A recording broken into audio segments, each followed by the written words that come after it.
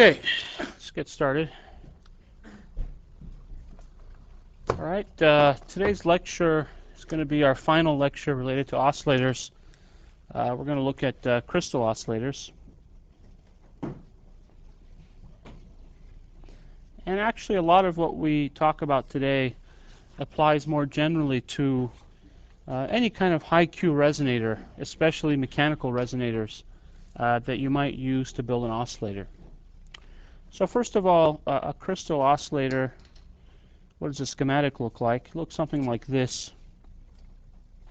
And the reason it looks like this is that if you actually look at a real crystal resonator, it's usually a structure very similar to this. We have two plates, and in between we have a material such as quartz.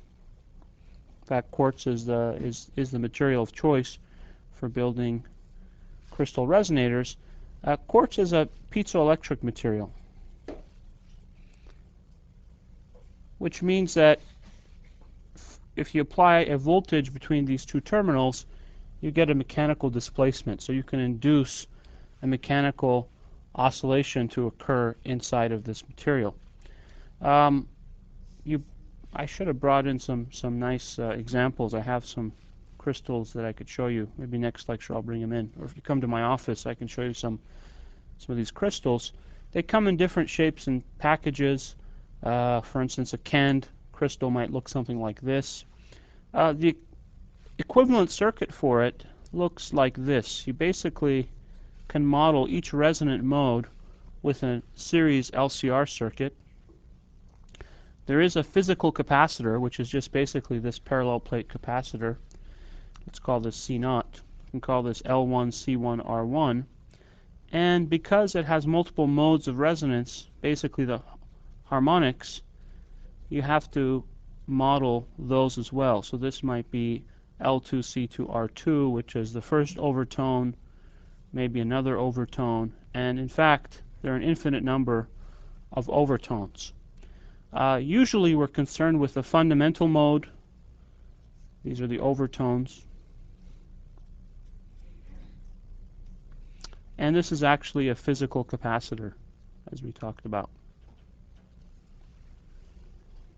Okay, so this is the equivalent circuit. Anytime you see something like this, you can put in an equivalent circuit like this. And if you know what you're doing, if you're only concerned with one particular mode, and you've taken precautions to suppress the other modes of the circuit, you can just use a simple series LCR with that capacitor to model it. Okay. Now, question? Where's the C0 from again? The C0 is just this CAN capacitance. You basically have two terminals, right? This is a dielectric, and so it's basically a capacitor. If this were not a piezoelectric material, all these elements would go away. You just have a capacitor. Why would it be parallel, not series then? Because it is in parallel, right? What you're doing is, forget about all this stuff, right? It's just a capacitor. And what happens in between is you induce waves that flow back and forth here. And in fact, there's a good reason why this model works. It actually goes back to some fundamental theory. From an electrical perspective, this is a two-port device, and it has some frequency-dependent impedance. It turns out that you can model any arbitrary impedance with an equivalent circuit that looks like this, where these catch the resonant modes of your circuit. Okay, so this is an equivalent circuit. Talk a little bit about the acoustic wave properties. The acoustic wave has a phase velocity v of about 3 times 10 to the 3 meters per second. This Sharpie isn't so sharp. Let's see if we can do a little bit better with green. So for instance, if the material had a thickness of 1 millimeter, then the delay time for a wave to travel, which is the first resonant frequency, is 1 millimeter divided by 3 times 10 to the 3 meters per second, or about 1/3 microsecond. Okay. and that corresponds to a resonant frequency f naught 1 over tau, or just velocity over thickness, of 3 megahertz. Okay, and this is the basically, so our equivalent circuit here, the first mode, L1C1, should resonate at 3 megahertz. Okay, so we know how to pick the product of L1C1. How do we pick the value of L? Anybody want to comment on that? I'm sorry? Well, what would that, something in terms of electrical parameters, what would it depend on?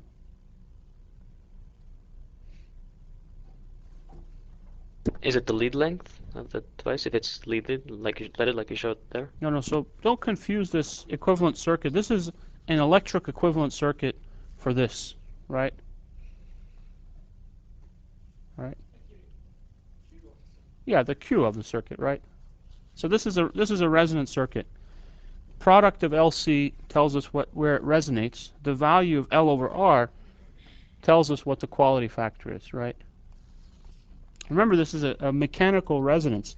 Now, this is the reason we use crystals, is their quality factor is extremely high. So about 3 million in vacuum and about 1 million in air, which means they have extremely good frequency stability. And if you think about our discussion last lecture where we discussed phase noise, we found that phase noise was directly proportional to Q squared, inversely proportional to Q squared. So obviously the way to design a very stable reference with a good spectral purity is, one brute force method is use the highest quality factor tank that you can. And you cannot build electrical resonators, purely electrical resonators, approaching 1 million quality factor. You have to in fact use mechanical resonators.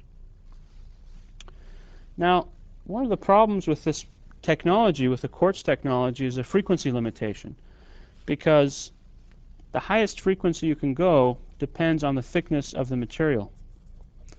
And commercially, you can buy up to about 200 megahertz crystals, which corresponds to a thickness of only 15 microns. So if you go below that, the material is harder to design with good frequency stability and accuracy. MEMS resonators, though,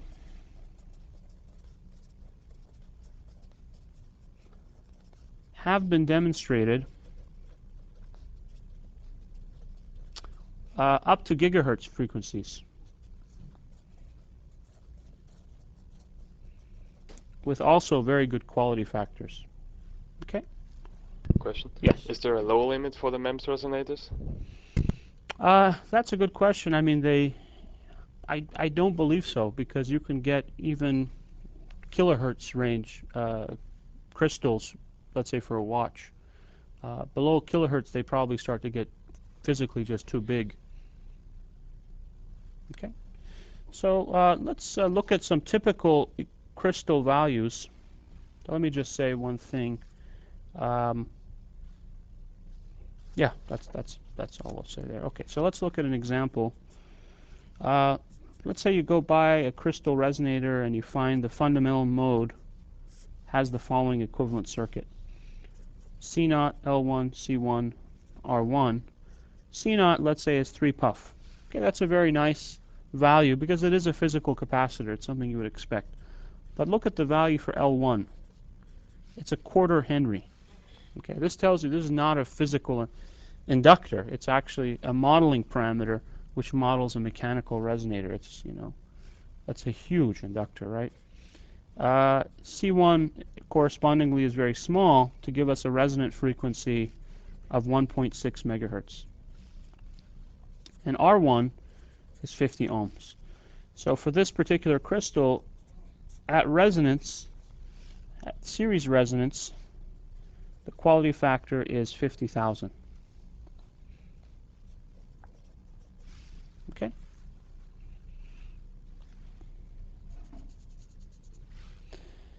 Now, because the quality factor is so high,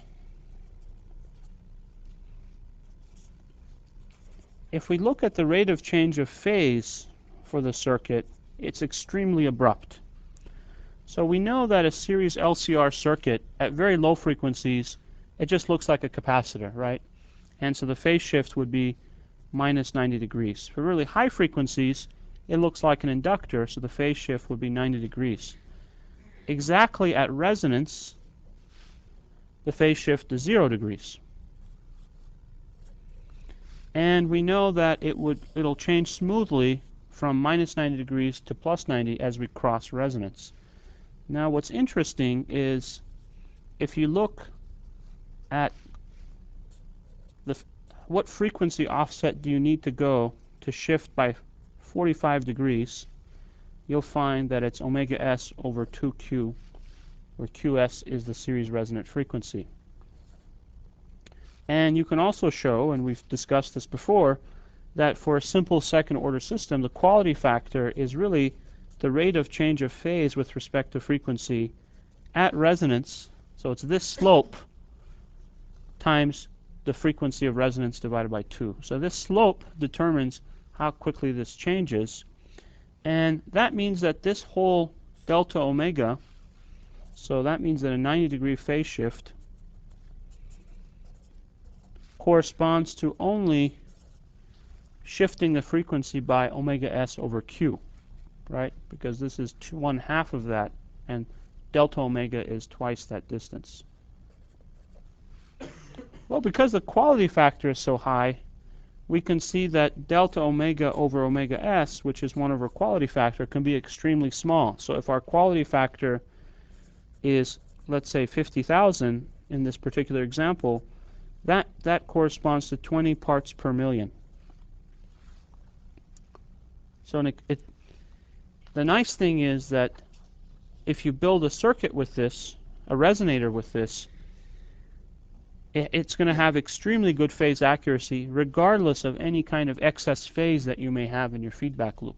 So automatically it means you can be pretty sloppy in designing your circuits. It'll still resonate very close to where you think it should. All right. So how am I going to use this resonator? Okay.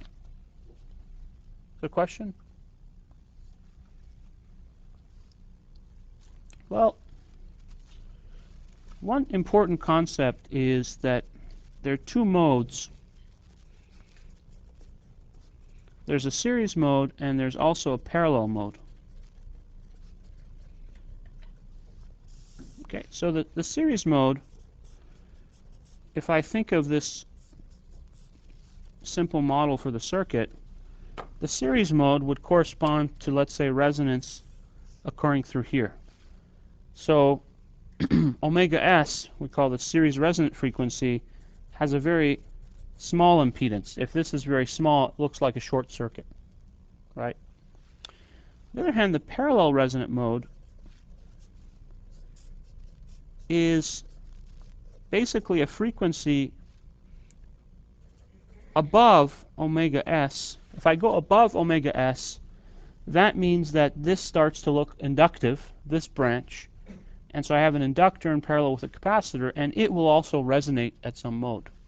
So in parallel resonance mode, there'll be a resonant current circulating here, and from my terminals I see very high impedance, or practically an open. Sort of. Okay. And in general, we can see that the parallel resonance mode is higher than the series resonant mode. Okay. That makes sense to everybody? This is an important concept that we'll come back to again and again when designing crystal resonators. If I were to plot the reactance of the circuit versus frequency, the plot may look something like this. This is omega s, this is omega p. At series resonance, the reactance is exactly 0. At parallel resonance, the reactance is infinite. And in between, there would be a curve that looks something like this. So I go from a capacitive circuit at low frequency, right? At low frequency, this branch looks like a capacitor. This is a capacitor. They're in parallel. I hit series resonance, the reactance goes to 0, and then I go to parallel resonance, where this basically just shoots up to infinity. So the key point is that in this region, the crystal looks like an inductor.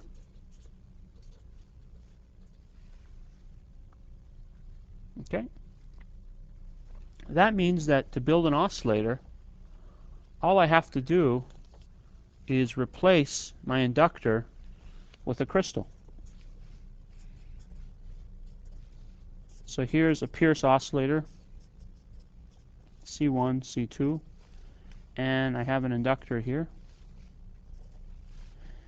And I know that in a Pierce oscillator there's a resonant current I0 flowing here that generates a V in and a V out. And a Pierce oscillator V in therefore is approximately minus, because this current, let's say, is going in this direction, minus j omega C2 I0. V out, on the other hand, is plus 1 over j omega C1 I0. And so V in over V out, which is tells us the n factor in a Pierce oscillator, is minus C1 over C2. I could take this same circuit and just replace the inductor with a crystal.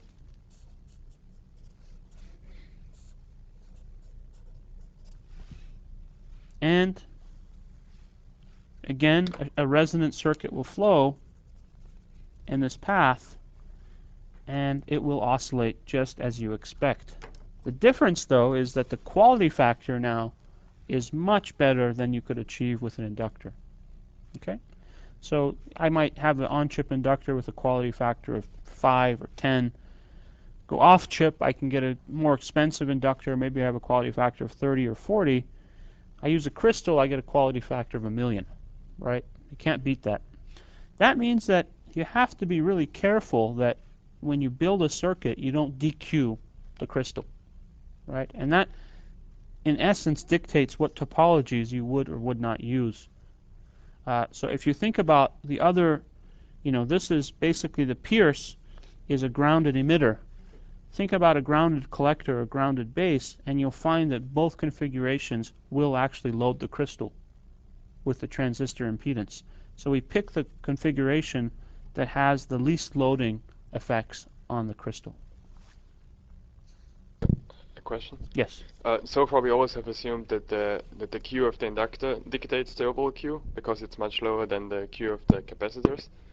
But now, since we have such a high Q inductance, what about the Q of the capacitors? That's an excellent point. Yeah, you have to, when you're talking about a Q of 1,000,000, you have to include all the loading effects that will occur.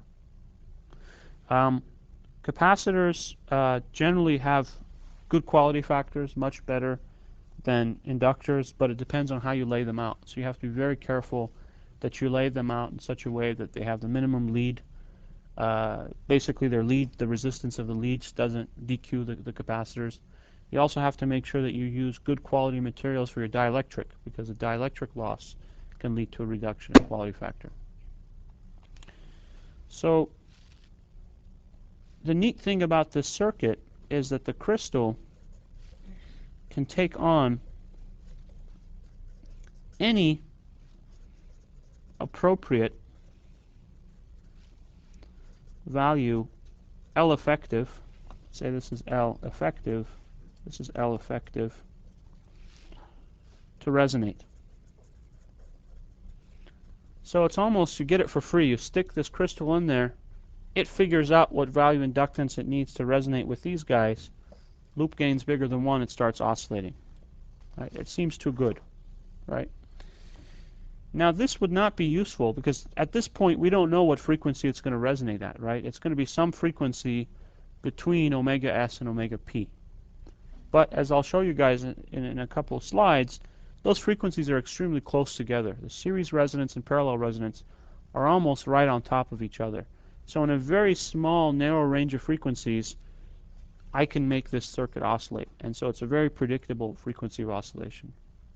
So, but then I can use the capacitors to tune it, right? A bit. A bit. A bit.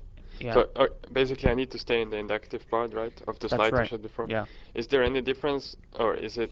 You don't have to use the inductive part. You can actually, you can build resonators that work in other regions too. Okay. But we'll look at that later in the lecture. Yeah, the reason that it's hard to pull the frequency is exactly related to why omega S and omega P are so close together, right? And we'll talk about that a little bit more. A couple slides back, a couple lectures back, we talked about clock drivers. Almost all circuits need timing reference, right? So if you have a microprocessor or high-speed logic circuit, you need a good clock. Often you'll come off chip to connect to a crystal, let's say like this, and this is your clock reference. And the nice thing about this Pierce oscillator is, let's say in a MOS technology, you might realize it as follows. This is your current source, and you might have a feedback resistance to bias up your circuit. You have your C1 and C2, and then basically you have pins that come off chip where you can connect your crystal. Well, the nice thing about this circuit, well, let me just draw just to make sure you guys see that this is nothing but a Pierce. Okay, this is the same Pierce that we've looked at before. I'm just realizing this resistor with a MOSFET and this current source with this PMOS device. So this might be in a low-cost process. The beauty of this circuit is that if I don't, I can either put in a crystal, and this will be the clock for the system. If I happen to already have a clock, I can just drive that clock on the input, and this circuit acts like a clock driver, because if I don't, basically the equivalent circuit without the biasing, without the crystal, is just C1, C2. You've already sized this transistor up to be a pretty hefty device, and so it can act as a clock driver. So it's a nice, cute little way of achieving both. Okay? Questions? Yes? What is the MOSFET in feedback for? What does the resistance do? That's just to bias it up. Yeah. Yeah, because it's a self-bias configuration, so it's a diode-connected MOSFET device. All right, so how is the temperature stability of these crystals? Well, if you look at the thickness, the material, it's a mechanical piece of material, and it changes thickness with temperature. It changes about 14 parts per million per degree C. So this is the thickness. So if you just built a normal crystal oscillator, you would get, effectively, this would translate into your temperature coefficient. But it turns out that the phase velocity also has a temperature coefficient. So if you cut the crystal in a certain crystal orientation, you can cancel out the temperature coefficient of the phase velocity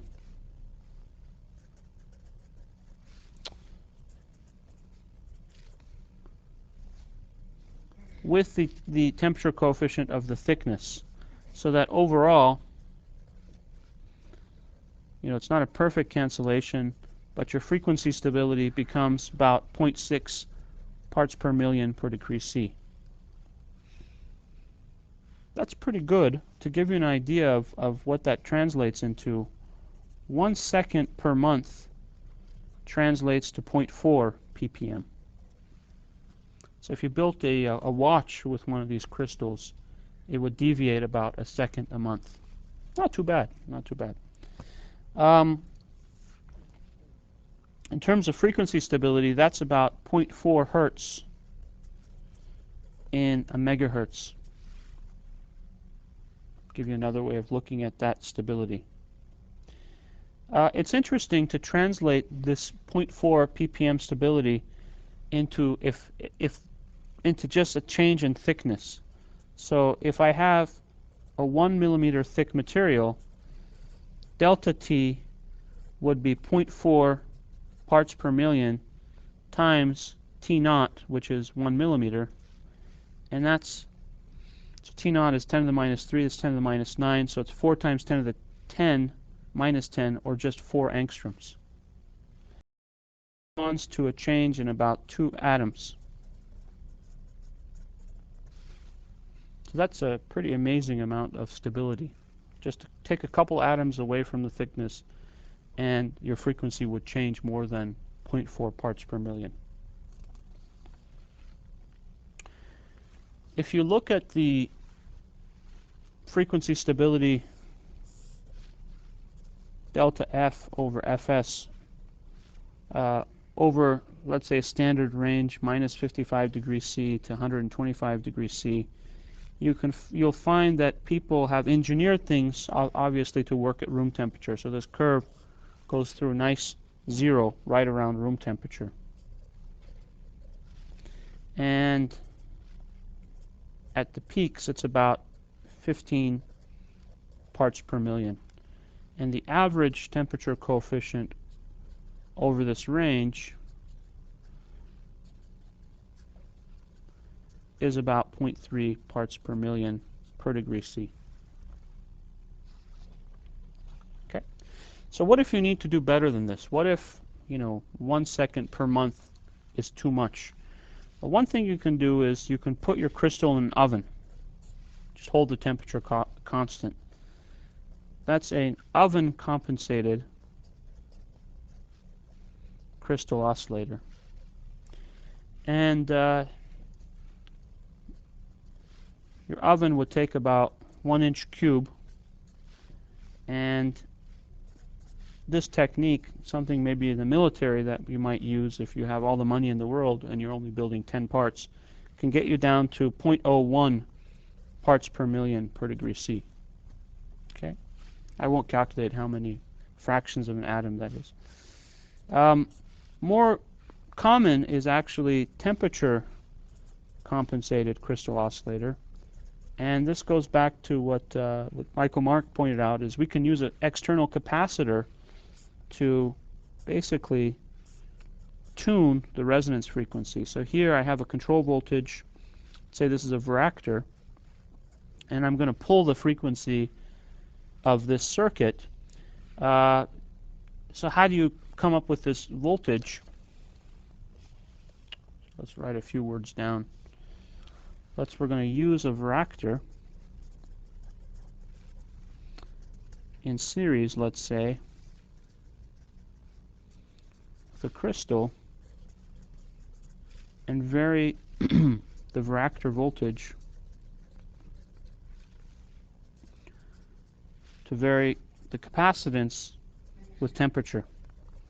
And so this actually, the voltage here might be digital or analog. More likely it's probably a lookup table. So you have a temperature detector on chip.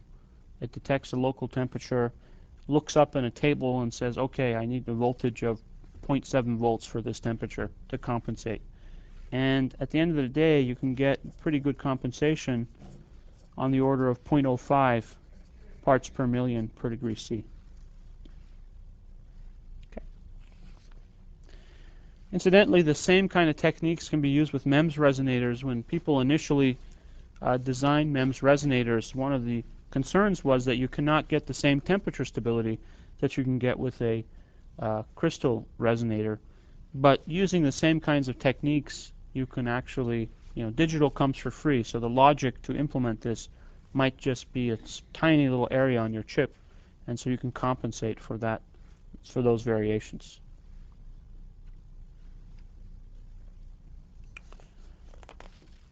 All right, so let's look at a little bit more detail what the equivalent circuit looks like at different frequency ranges. So clearly below omega s, the series resonance frequency, our crystal just looks like a capacitor. So what's the value of the capacitance? Well, all we do is set the value of capacitance equal to the equivalent circuit value. Let's assume the fundamental mode is all we are concerned with here. And we can do that because at the first resonance, let's say the next mode is at, let's say, 3 times the frequency. Those basically reactances have negligible loading. So we have our crystal, and we're forgetting about the Rx for now. Let's just simplify it. So these are in series, and then they're in parallel with Cx. Well, because I'm below resonance, I can factor this term out, and I get 1 minus omega squared Lx Cx. This term is positive, so this looks like 2 capacitors in parallel, so that C effective is C naught plus Cx divided by 1 minus omega over omega s squared. Omega s is the self-resonant frequency, series resonant frequency. So the effective value of capacitance looks something like this. At low frequencies, it's C naught plus Cx, and then it shoots off to infinity as we get closer to the series resonant frequency. Okay. Any questions? Crystal clear. All right. So how about in this frequency range that we so care about? Well, in this frequency range, clearly it's an inductor. And the effective value of inductance, we calculate it in the same way. We have an external physical capacitor in parallel with a series circuit, series resonant circuit. So now I factor out j omega Lx to keep this term positive.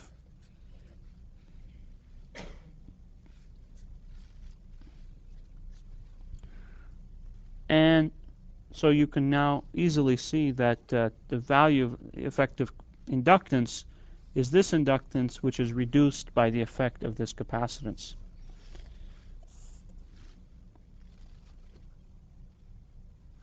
So if this is L effective, and this is omega, this curve is only valid in this range from omega s to omega p, and it will shoot up to infinity like this.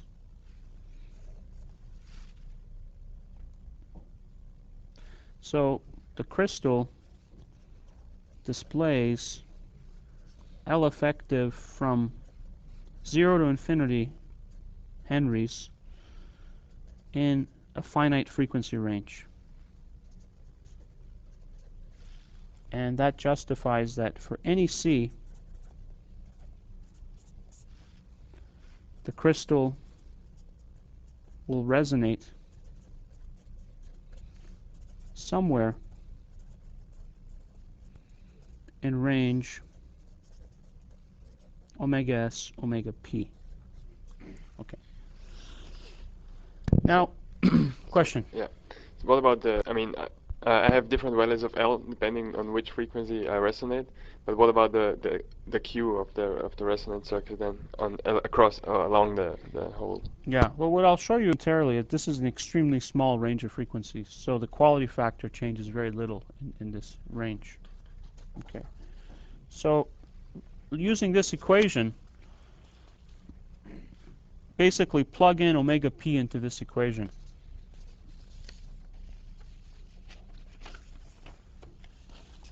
So if I plug in omega p L effective has to equal to 1 over j omega p C naught j omega p Lx 1 minus omega s omega p squared. And I'm going to save us some time. You do a few lines of algebra, you can solve for the ratio of omega p to omega s, which is 1 plus Cx C naught square root. Okay? And again, let's look at an example to see how numerically what that looks like. Cx is 0.04 picofarads, C naught is 4 picofarads, so much bigger than Cx. And numerically that corresponds to a ratio of 1.005. So extremely small. So these frequencies are indeed very close together. So if you buy a crystal and it says that it'll resonate at 1 megahertz, they're actually on the can, it'll tell you what external capacitance you should connect for it to resonate at that 1 megahertz. So the crystal manufacturer already is assuming that you're going to put some C in shunt. And so when you design your circuits, you should make sure that your capacitance is equal to that, to what they're telling you to put. And usually the value of capacitance is pretty reasonable. It's something that you can easily achieve. It's not femtofarads or attofarads. It's actually on the order of hundreds of femtofarads to picofarads. And you put that capacitance in parallel, and you will hit that resonance frequency dead on. Okay? Questions? This is your favorite topic, Yeah, it seems. You're a watch maker in a previous life? Maybe, yeah.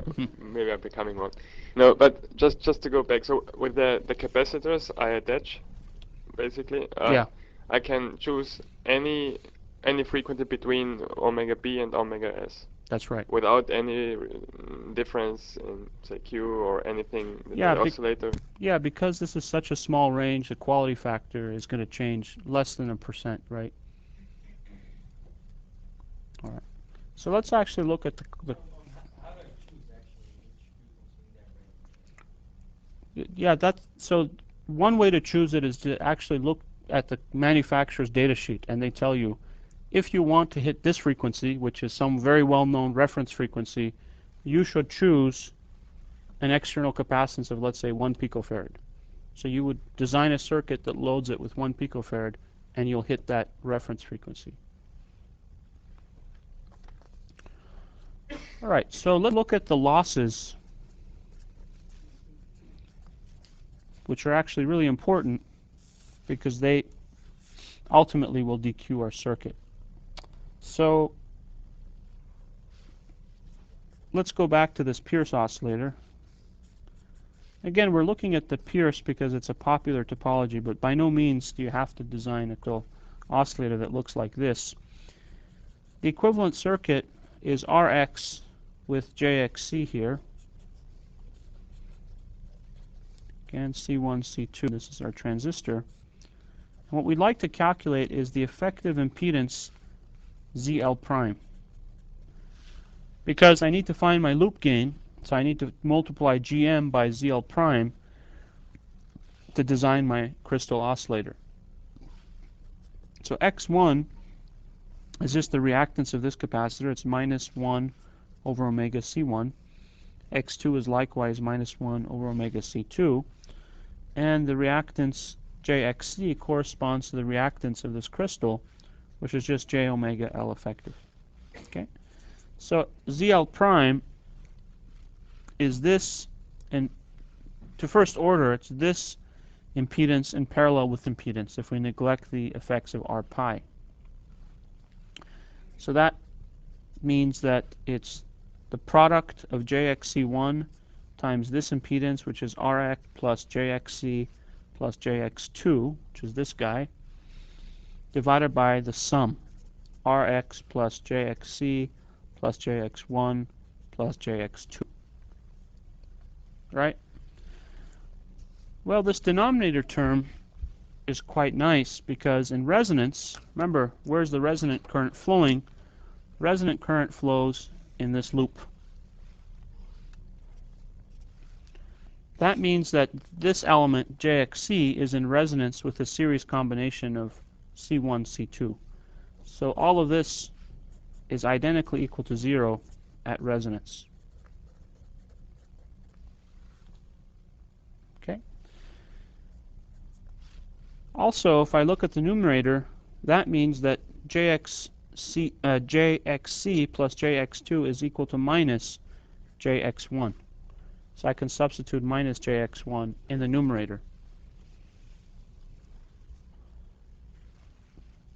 So ZL prime is JX1 Rx minus JX1 divided by Rx, or multiplying this out, I get X1 plus JRX ratio of X1 to Rs. Now we're going to make a high Q assumption, in fact a very high Q assumption. And the assumption is that because this is a very high Q circuit, this reactance is much bigger than Rx, which means that since this element is in resonance with a series combination of these elements, the series combination of these elements is also much bigger than Rx. And if these are on the same order of magnitude, that means X1 is much bigger than Rx. This is X1. So that means that I can drop this term and calculate approximately X1 squared over Rx. So this is the crystal loss reflected to the output of the oscillator. Okay. Now it's interesting to look at what this means about the overtones. As we go to higher frequencies, so if I go look at the third overtone, that means X1 is smaller, right? And that means that the effective resistance is much smaller. So the shunt loss is actually, so if I translate this to the output for higher overtones, I actually get less loading at the overtones. So if I compare the loop gain at an overtone frequency, because this term is smaller, in fact, I should correct myself, I get more loading at the overtones because this is a lower impedance, because it's in shunt. So let me write that down. So X1 gets smaller for higher omega. Therefore, the shunt loss reflected gets smaller. That means I have more loading at the overtones. That means the loop gain is therefore lower at overtones compared to the fundamental and the Pierce oscillator. So that means we can easily design for loop gain less than 1 at overtones. And this is important because if the loop gain is bigger than 1 at an overtone frequency, you might actually end up oscillating at an overtone, or you might end up oscillating at 2 frequencies simultaneously. So instead of producing a spectrally pure output, you produce 2 frequencies unintentionally. So let's now summarize the design procedure for this Pierce oscillator. It's in fact very simple. It's really the same. Pretty much nothing has changed. All we have to do is replace the crystal with an L effective. We reflect all the losses at the output, and so our equivalent circuit looks like some L effective here. This is Vin, this is C2. Let's say this is the RO of the transistor. This is C1. I took the loss here and reflected it to the output. That gives me RL prime. Might have a bias resistor, say RB. This is the crystal losses.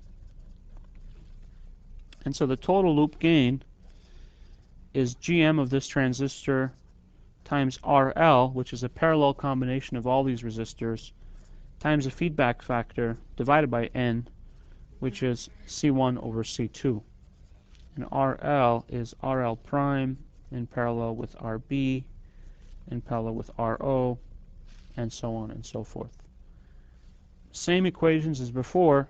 For large signals, we use the large signal GM.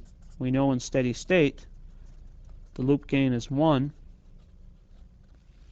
and that allows us to calculate the amplitude of oscillation based on the initial loop gain.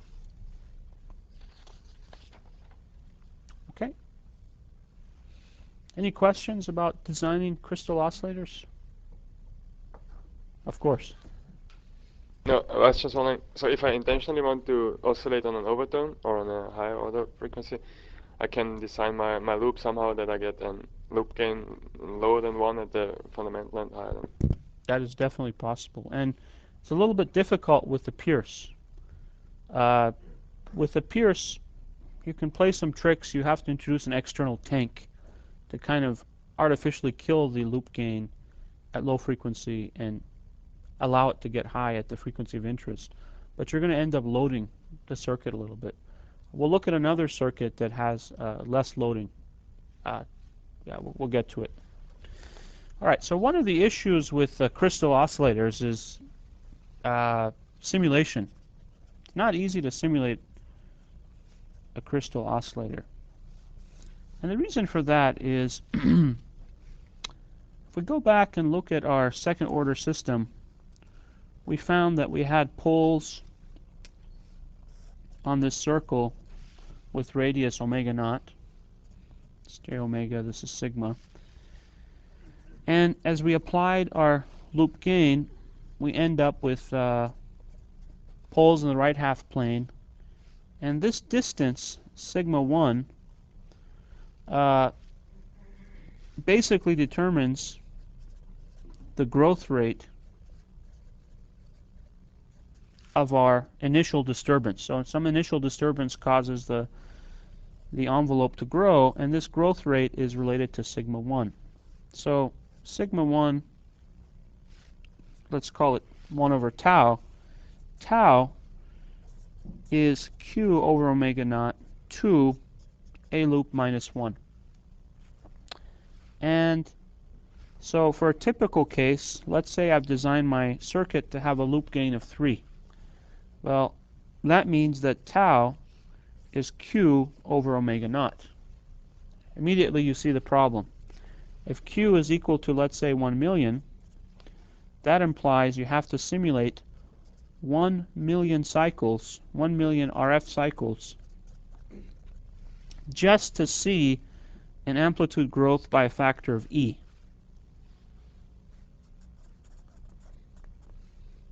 Let's say envelope growth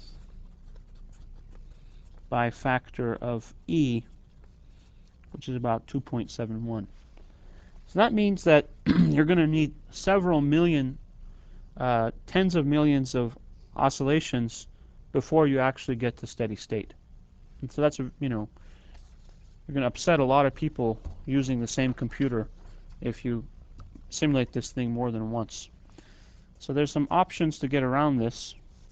So the cheap and dirty way is basically use a fake crystal with a Q of, let's say, 10 or 100 or whatever you like, but something reasonable.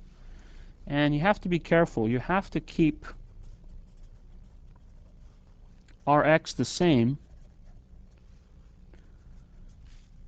but so you get the same loop gain, but you have to adjust the values of Cx and Lx so that the effective loading of Rx gives you the right Q value, which is now, let's say, 10.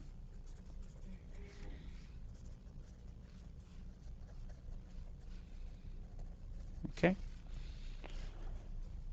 The better way is actually to use PSS or harmonic balance, because these options assume the circuit is in steady state, sinusoidal steady state. And so you won't be able to observe the amplitude growth, but at least you don't have to wait 1 million cycles or 10 million cycles to see it happen. Okay? All right. Let's talk a little bit about overtone. In fact, we'll get there by looking at another crystal resonator that uses the series resonance mode.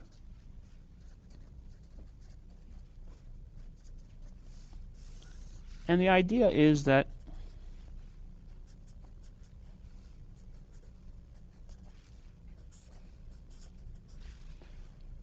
let me build a classic diff pair oscillator. It's my tank. This is C1, C2. And I take this and I feed it back to the input, but I put a crystal in series with my feedback network. That means that at resonance, at series resonance, I just see Rx here and I see a voltage divider and the loop, so that determines the loop gain at resonance. If I move away from resonance, this thing either looks like a capacitor or an inductor, and it produces a voltage divider which actually kills the loop gain. So if you think about it, if I move away from resonance, if I didn't have this crystal, if I just shorted this, the frequency response would be determined by this tank. But because I've put this in the feedback loop, the frequency response of the feedback is now a function of this tank. So, so this tank here is low Q. Maybe it's between 3 and 20. And it's tuned only approximately to desired tone, which could be the fundamental, or an overtone. Okay? So the transistor Q2 at the frequency of oscillation, Q2 sees basically a resistance, because it's in resonance, R tank, which is this RT in parallel with N squared through this cap divider. The resistance of this guy, Rx, in series with RB prime, which is RB in parallel with, let's say, the diff pair input impedance.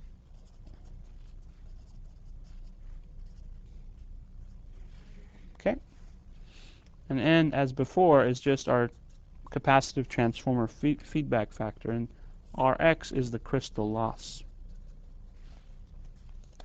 So the loop gain at resonance is the GM of the differential pair, small signal GM, this tank impedance RT prime divided by N multiplied by this additional factor, which is the resistive voltage divider at the base of Q1. And again, just as before, we designed this to have an initial loop gain somewhere between 3 and 5. Okay? But in general, as we move away from resonance, so this is at resonance,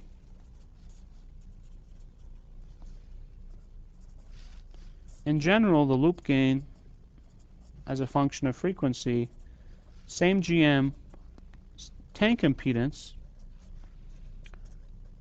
same feedback factor, times now a function that is very strongly dependent on the crystal. So if I look at this loop gain, let me call this term here AL1 and this term AL2. If I look at AL1, this is more or less what we've been looking at for the past few lectures. It's some low Q resonance transfer function, right? So it resonates, let's say, at omega naught. Okay. If I look, on the other hand, at AL2, it's basically at resonance, let's say at omega naught. This is just Rx, and you get basically some divider, let's say 1/2. As you move away from Rx, though, this turns into a large impedance, and this gets very small. And you don't have to move very far away for that to happen. So if you actually do a plot, you see that it's a very sharp resonance. And likewise, at 3 omega naught and 5 omega naught, you see a very sharp resonance. And so this is very frequency selective.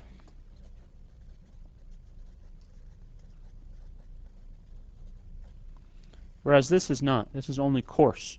So the actual loop gain is a product, so this is AL1, this is AL2, is a product of these two.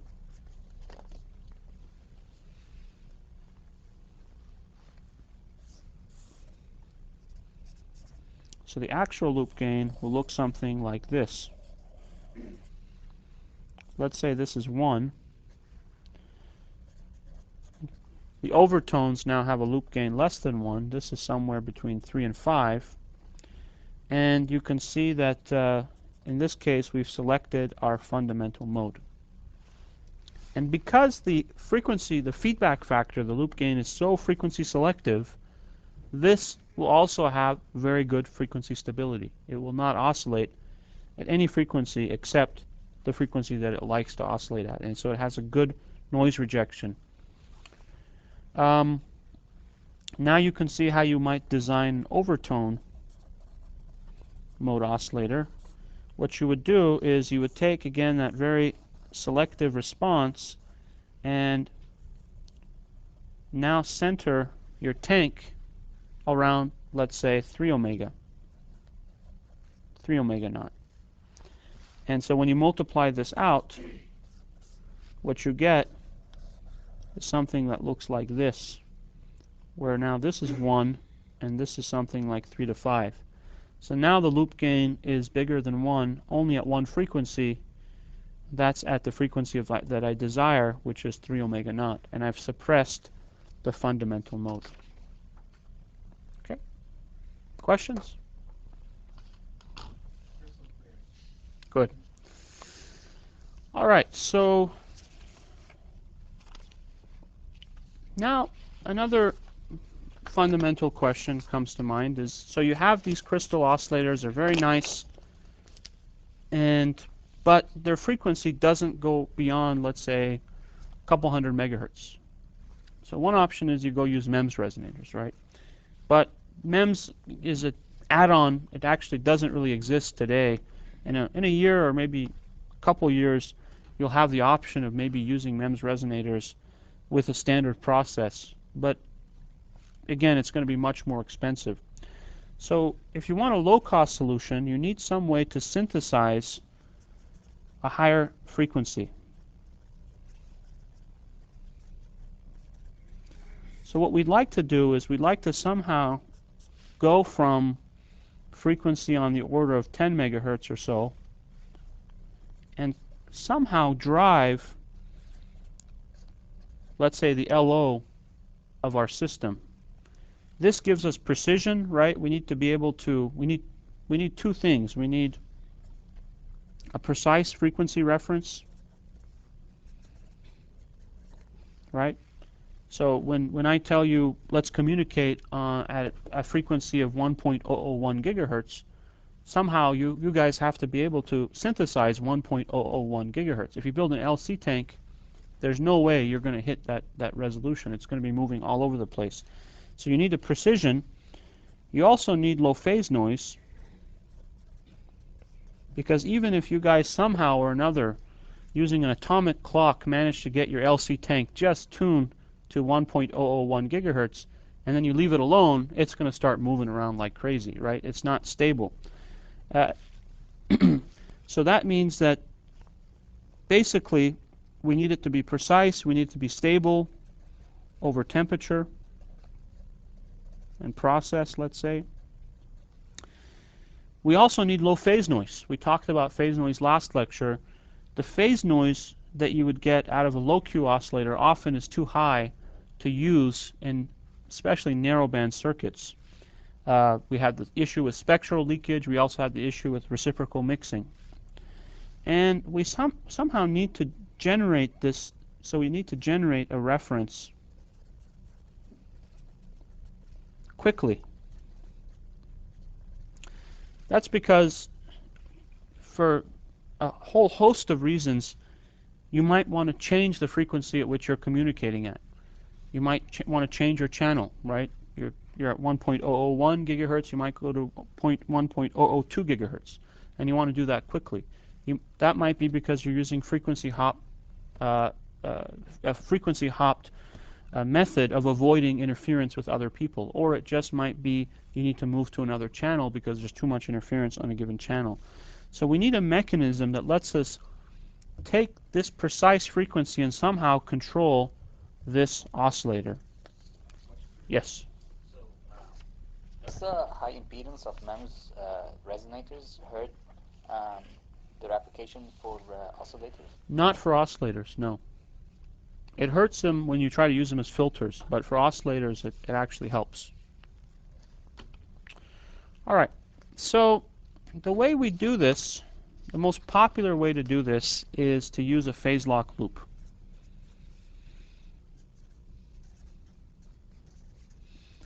The idea is that I'm going to take my crystal and use it as a reference. And I'm going to go through a circuit that's going to compare the phase of this circuit with the phase of a divided down version of my oscillator. And I'm going to filter this phase difference, and with it I'm going to control my oscillator.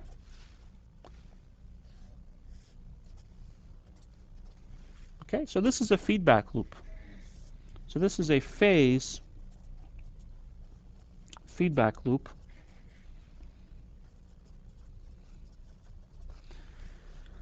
The reason I have to use a divider is that this might be at a gigahertz and this might be at, let's say, 10 megahertz, right? So this divide ratio is on the order of 100. But if I could somehow lock, basically generate a control voltage that varies precisely in step with the way this is changing in order to keep it constant, then this will be almost as clean as this reference, right? So the whole idea is, you know, when a free-running LC oscillator has no frequency stability. It has no way of knowing that it's veered off course. It's like a driver driving in the desert, and someone says drive straight, and you know, the only, you know, if basically if you're trying to drive straight, and you know, you're basically just tiny little variations in holding the steering wheel, a little rock hits your wheel, drive 1,000 miles, and then you see, wow, I didn't really go straight, did I? But now you put a line in the middle of the road, and you say, just stick to that line. So if in case you get off the road, you say, oh, there's the lane again, you get back on. That line is this frequency reference. It keeps you in step, and there's a feedback loop doing that. Okay. So this is a highly nonlinear feedback loop. We're going to linearize it in order to analyze it. You can also use tools like MATLAB or Verilog A to analyze these kinds of circuits. It's basically what we call a mixed signal circuit because it involves a high frequency oscillator. It involves dividers, which tend to be digital circuits. Phase detectors. You can also have frequency detectors or a phase frequency detector. Are also generally digital style of circuits, although you can build analog phase detectors. We'll talk about that a little bit. And then you have filters, which typically are either R's and C's or they're op-amp C's kinds of filters, which control our oscillator. So there's lots of components in this PLL loop, and some of them are digital, some of them are analog, and some of them are RF, and they all need to work together. So this is a big mixed signal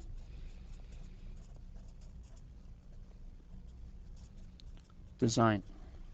Okay, so you guys already know how to design VCOs. So the VCO we're not going to talk about anymore.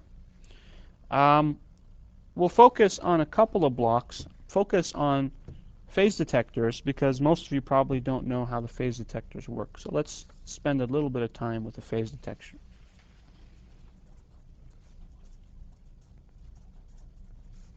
So let's first of all observe that a multiplier can actually work as a phase detector. So the idea is that if I had an ideal multiplier and I come in with a signal A cosine omega t and B cosine omega t with some phase difference, I multiply them together, I low pass filter and look at the output. Okay? So this is mathematically very simple. The output is just simply A times B cosine omega naught t, cosine omega naught t plus phi. And using a trigonometric identity, I know this is simply AB over 2 cosine of phi minus cosine. So it's the difference frequency and the sum frequency. So the difference frequency gives me phi. The sum frequency gives me cosine 2 omega t plus phi. And because I low-pass filter the output, I get rid of this high-frequency component, and I'm more or less left with AB over 2 cosine phi. Okay? So this is actually already, you can see, it's not a linear circuit. If I look at the V out transfer function versus phi, it looks like cosine. And you can see that if I want to maximize the gain of this circuit, I should operate, the gain is maximum right around here, right, where cosine is pi over 2.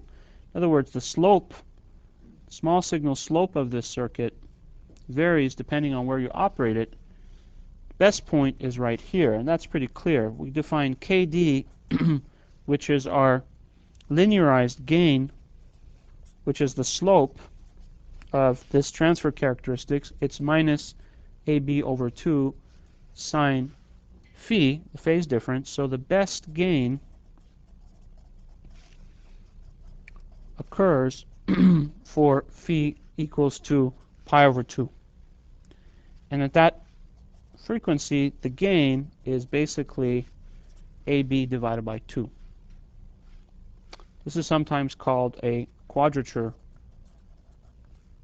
phase detector because it likes to operate in quadrature to give you good gain. Well, I'll say that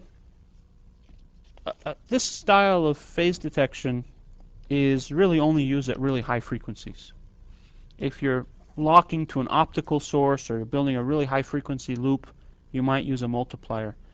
Because these two frequencies are actually quite low compared, low relative to today's technology, right? The reference frequencies are on the order of megahertz, tens of megahertz. So these circuits really can be purely digital. There's no reason to use complicated analog circuit here when you can build really cheap digital circuits, okay? And by cheap, we're talking really cheap. For instance, you can even use a simple XOR gate as a phase detector. So how does that work? Well, we just take the two inputs, A and B, and we low-pass filter them, and we'll see that this actually acts like a pretty good phase detector. Remember, the XOR circuit, if we look at its truth table, if the inputs, basically, if either input is 1, you get an output of 1. But if both inputs are 1, you get 0, right? So if we look at, let's draw two waveforms. Let's say you have a square wave, 50% duty cycle coming in like this. And let's say you just have a phase shifted version.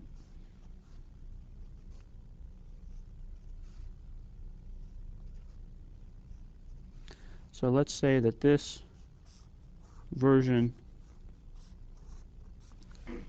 is leading by just a bit, right? So if I now look at the output, so this is A, this is B, but when the inputs are both 1, I generate 0. Now only one input is 1, so this gives me VDD output. And then it goes back down to 0. Both inputs are 0, so it remains 0. And until, again, both are equal to 1. And then it goes back to 1 again. And so you can see here that this circuit is only 1 when 1. So because we low-pass filter this, what we care about is the average value of the output. And you can see now very clearly that if these two circuits, if these two signals were perfectly in phase, then the XOR circuit would give us a 0 output, right? Because it's always either both are 1 or both are 0. So I'm either here or here. The worst condition, the highest output I could get, is if they're perfectly out of phase. So if they're perfectly out of phase, one signal is doing this, another signal is doing this. So the output would always be 1. So if I draw a transfer function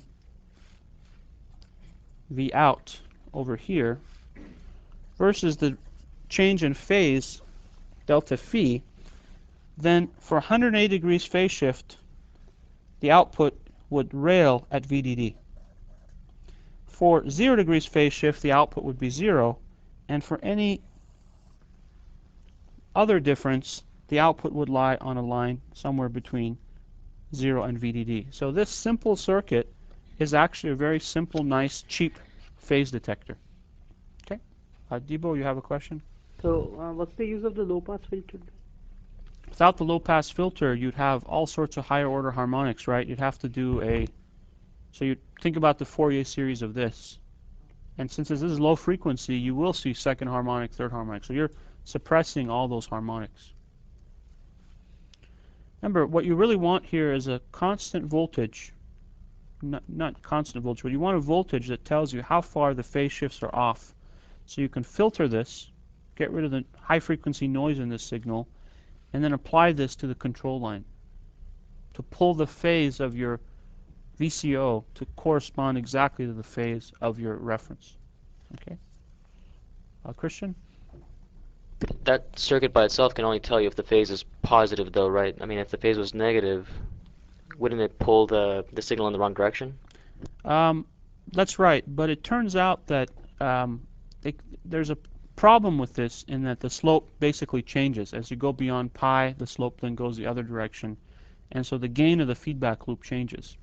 And in a real PLL, what you get is cycle slipping. What happens is that for a period of time, loop gain is positive, you go in the wrong direction, but it's a self-correcting mechanism.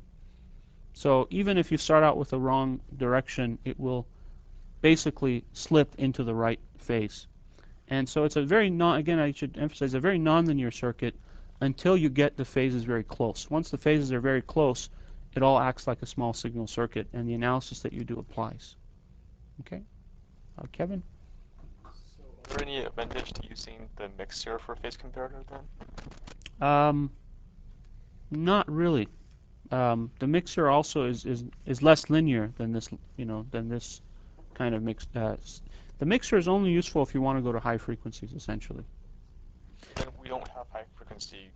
We don't need phases at high frequency, right? In some applications, you do. But for the application that we're talking about, frequency synthesis, because our reference is at low frequency, you don't need to. Because remember, if you look here, there's a built-in nonlinearity in this phase detector, because this is sine of the phase difference. So sine is approximately phi if phi is very small. Right? But from a large signal perspective, so this is from a small signal. But from a large signal perspective, there is this sine, and it does also change signs, right? Slope is sometimes positive, sometimes it's negative. Okay? I mean? Doesn't the overlap also have nonlinearity because it's not a straight line? Here also you have a nonlinear line because the overlap with phase is not a linear function. It's a sinusoidal function. It's going on a circle. It's actually pretty linear. The average value is very linear. But that line you're saying is straight line? It's a straight line, yeah. It's a very linear process, right? Because it's just it's basically the pulse. The average value corresponds precisely to the difference in pulse widths, not pulse widths. The difference in times that they're not aligned, right? It's a very linear process. The only nonlinearity, of course, in reality occurs when these pulses get very narrow. Then things get kind of ugly, so it's pretty hard to hit that zero precisely. But for the most part, it's a very straight line.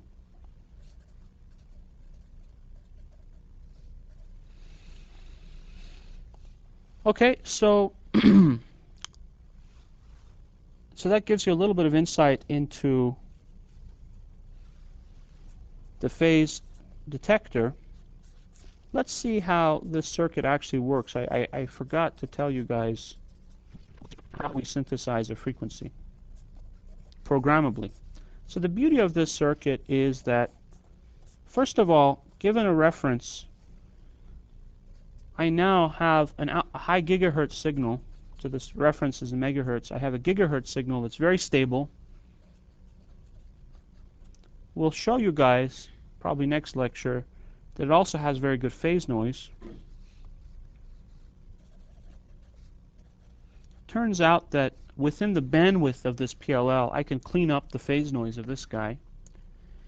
And another benefit that you get is that because this divider is also a digital circuit, essentially, I can change the division factor, right? I can go from a division factor of 100 to 101. That means that I can control the output frequency. So basically this loop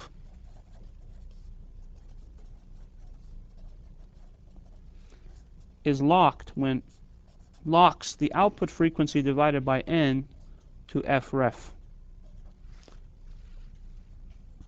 That means that the output frequency is n times f ref.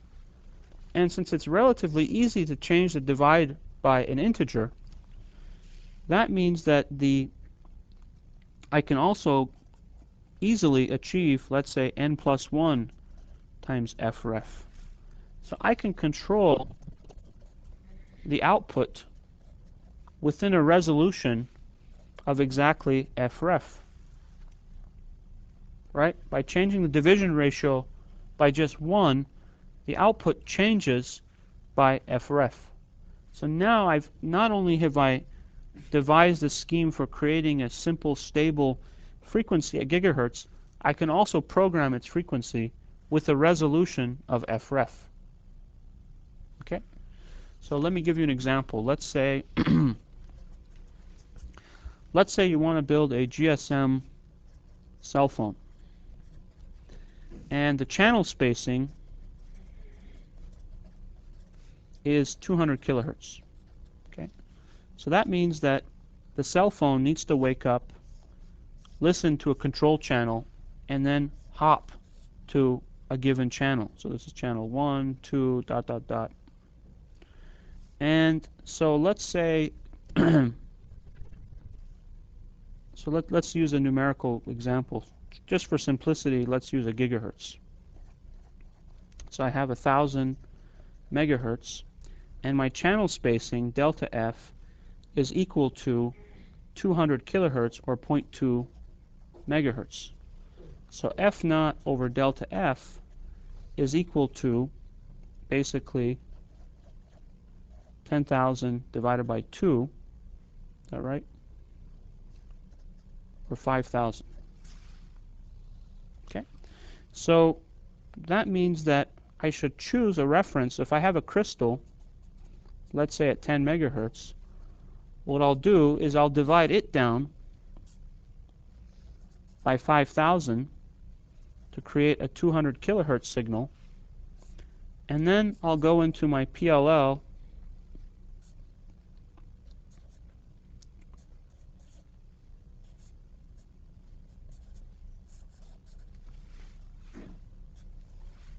basically to generate a 1 gigahertz signal locked to a reference.